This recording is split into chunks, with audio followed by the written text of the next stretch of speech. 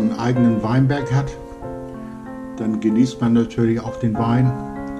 Ich habe hier ein wunderschönes Glas Spätburgunder in der Hand und ich sage dann Prost allen zusammen und weiterhin gutes Gelingen und gutes Arbeiten an euren Anlagen.